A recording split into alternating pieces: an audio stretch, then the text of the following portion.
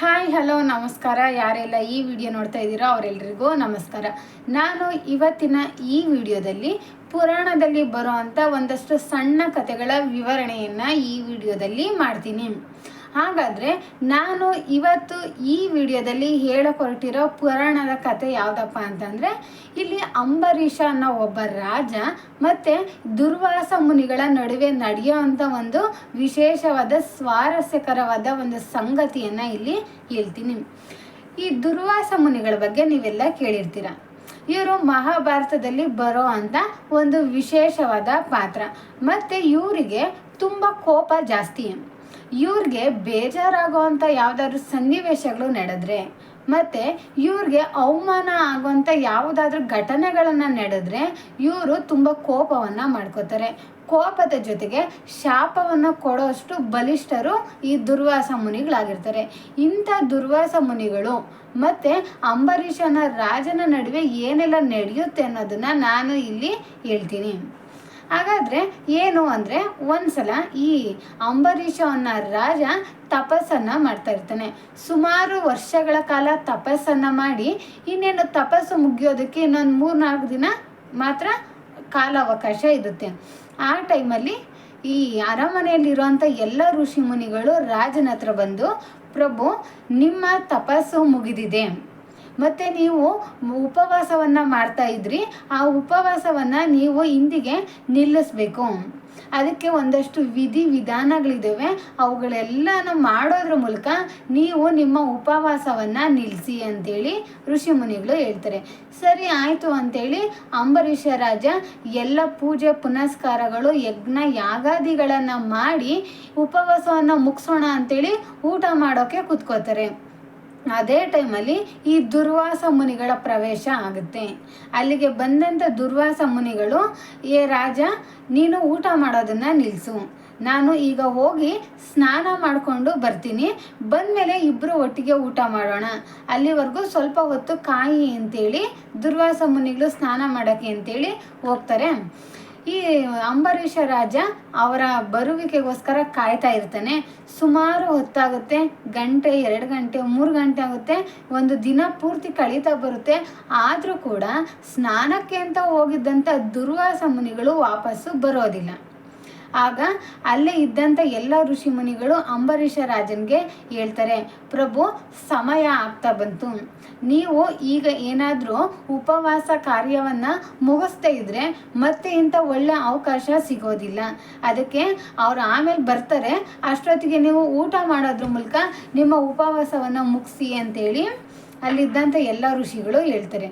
ಸರಿ ಆಯಿತು ಅಂತೇಳಿ ಅಂಬರೀಷ ರಾಜ ಊಟವನ್ನು ಮಾಡೋದಕ್ಕೆ ಶುರು ಮಾಡ್ತಾರೆ. ಇನ್ನೇನು ಊಟ ಎಲ್ಲ ಆಯಿತು, ಇನ್ನೇನು ನೀರು ಕುಡಿಬೇಕು ಅಂತೇಳಿ ನೀರು ತಗೋತಾರೆ. ಅಷ್ಟರಲ್ಲಿ ದುರ್ವಾಸ ಮುನಿಗಳು ಬಂದುಬಿಡ್ತಾರೆ.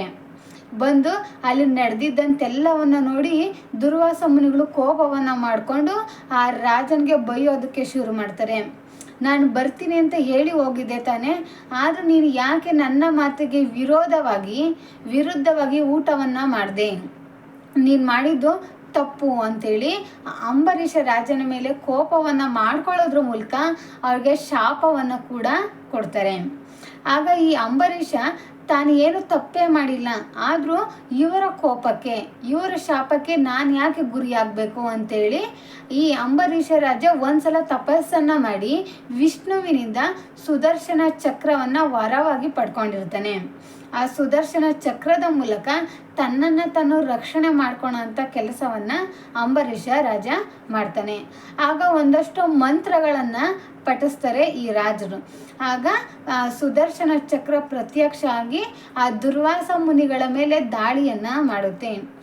ಆಗ ಈ ದುರ್ವಾಸ ಮುನಿಗಳು ಆ ಸುದರ್ಶನ ಚಕ್ರವನ್ನು ನೋಡಿ ಹೆದರ್ಕೊಂಡು ಆ ಚಕ್ರದಿಂದ ತನ್ನ ಜೀವವನ್ನು ರಕ್ಷಣೆ ಮಾಡ್ಕೋಬೇಕು ಅಂತೇಳಿ ಅಲ್ಲಿಂದ ಓಡಿ ಹೋಗ್ತಾರೆ.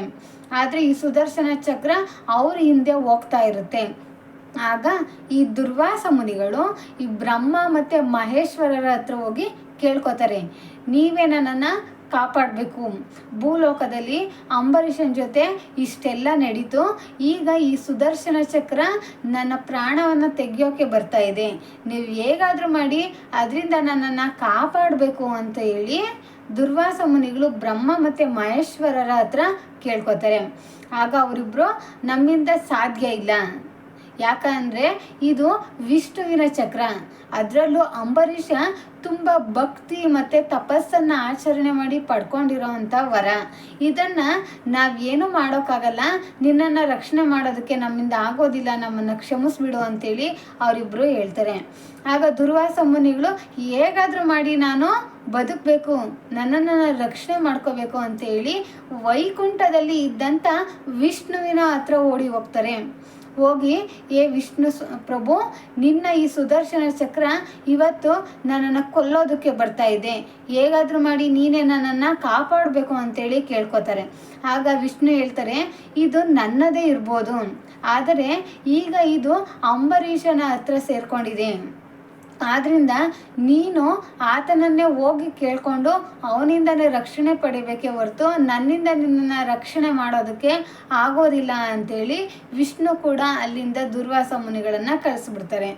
ಆಗ ದುರ್ವಾಸ ಮುನಿಗಳು ಬೇರೆ ದಾರಿ ಇಲ್ಲದೆ ನನ್ನನ್ನು ನಾನು ರಕ್ಷಣೆ ಮಾಡಿಕೊಳ್ಳೇಬೇಕು ಅಂತೇಳಿ ಮತ್ತೆ ಭೂಲೋಕಕ್ಕೆ ಬಂದು ಅಂಬರೀಷ ರಾಜನ ಹತ್ರ ಹೋಗಿ, ನನ್ನಿಂದ ತಪ್ಪಾಯಿತು, ನೀನು ನನ್ನನ್ನು ಕ್ಷಮಿಸ್ಬೇಕು, ಮತ್ತು ನೀನು ಈ ಸುದರ್ಶನ ಚಕ್ರದಿಂದ ನನ್ನನ್ನು ಕಾಪಾಡಬೇಕು ಅಂತೇಳಿ ಅಂಬರೀಷ ರಾಜನ ಕಾಲನ್ನು ಹಿಡ್ಕೊಂಡು ದುರ್ವಾಸ ಮುನಿಗಳು ಕೇಳ್ಕೊತಾರೆ. ಆಗ ಅಂಬರೀಷ ರಾಜ ಸರಿ ಆಯಿತು ಅಂತೇಳಿ ಒಂದಷ್ಟು ಮಂತ್ರಗಳನ್ನು ಹೇಳೋದ್ರ ಮೂಲಕ ಆ ಸುದರ್ಶನ ಚಕ್ರವನ್ನು ವಾಪಸ್ ತಗೋತಾರೆ. ಹೀಗೆ ಅಂಬರೀಷ ಮತ್ತು ದುರ್ವಾಸ ಮುನಿಗಳ ನಡುವೆ ನಡೆಯುವಂಥ ಒಂದು ಸಂಗತಿ ಇದು. ಇಷ್ಟು ಪುರಾಣದಲ್ಲಿ ಬರುವಂಥ ಒಂದು ಸಣ್ಣ ಕತೆ. ಈ ಕತೆ ನಿಮ್ಮೆಲ್ರಿಗೂ ಇಷ್ಟ ಆಗಿದೆ ಅಂತ ನಾನು ಅನ್ಕೋತೀನಿ. ಮತ್ತು ಇದೇ ಥರ ವಿಶೇಷವಾದಂಥ ಸುಂದರವಾದ ಕಥೆಗಳ ಜೊತೆ ನಾನು ಮತ್ತಷ್ಟು ವಿಡಿಯೋಗಳನ್ನು ಮಾಡ್ತೀನಿ. ನೀವೆಲ್ಲರೂ ನನ್ನ ವಿಡಿಯೋಗಳನ್ನು ನೋಡೋದ್ರ ಮೂಲಕ ನನಗೆ ಸಪೋರ್ಟ್ ಮಾಡಿ ಅಂತ ಕೇಳ್ಕೊತೀನಿ. ಮತ್ತು ಯಾರೆಲ್ಲ ಸಬ್ಸ್ಕ್ರೈಬ್ ಆಗಿಲ್ವೋ ಸಬ್ಸ್ಕ್ರೈಬ್ ಆಗಿ, ಲೈಕ್ ಮಾಡಿ ಮತ್ತು ಶೇರ್ ಮಾಡಿ ಅಂತ ಕೇಳ್ಕೊತೀನಿ. ಎಲ್ರಿಗೂ ಧನ್ಯವಾದಗಳು. ಜೈ ಹಿಂದ್, ಜೈ ಕರ್ನಾಟಕ ಮಾತೆ.